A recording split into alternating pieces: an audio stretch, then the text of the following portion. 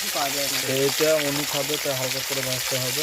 আর মাছটা ভাজা হচ্ছে, মাছের টক হবে টমেটো দিয়ে।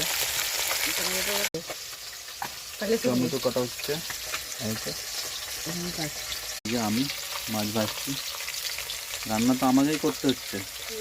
ঠিক আছে, ভাত রান্না করেছি, এখন মাছ রান্না করছি।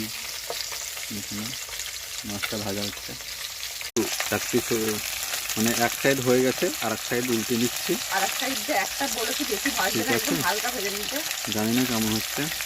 সঙ্গে বউ আছে, ভেজে নিচ্ছে রান্নাটা, আমি করবো। দেখো ভেজে নিচ্ছি ব্রাউন কালার করে, সুন্দর লাগছে। এই যে আমার মশলা, লবণ,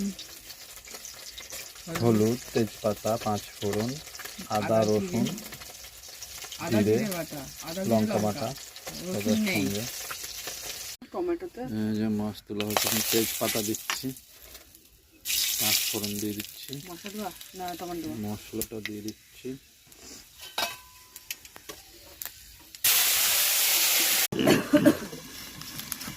দেখতেই পেয়েছে ওরা, সেটা বলে দিতে হবে না।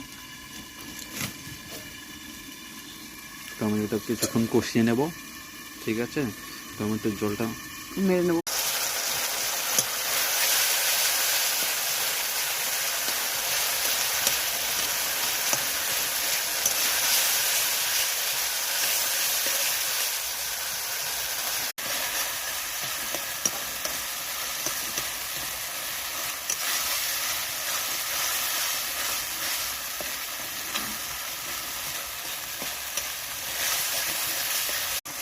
টমেটো প্রায় সেদ্ধ হয়ে এসছে। জলটা প্রায় অনেক শুকিয়ে গেছে। একটু নাড়াচাড়া করে জল ঢেলে দেবো। সেদ্ধ হয়ে এসছে, এবার একটু জল ঢেলে নেব। ঠিক আছে, জলটা ঢেলে দাও। সব না,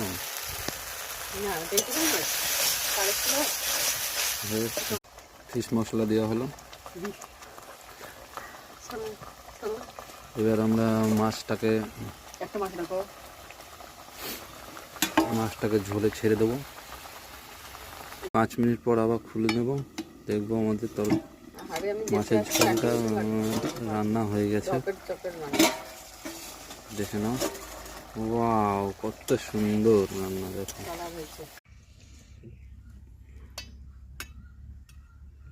দেখুন এই রান্নাটা খুব সুন্দর টেস্ট লাগে মাছটা খেতে। আহা কি স্বাদ, সেই স্বাদ, এই স্বাদের ভাব।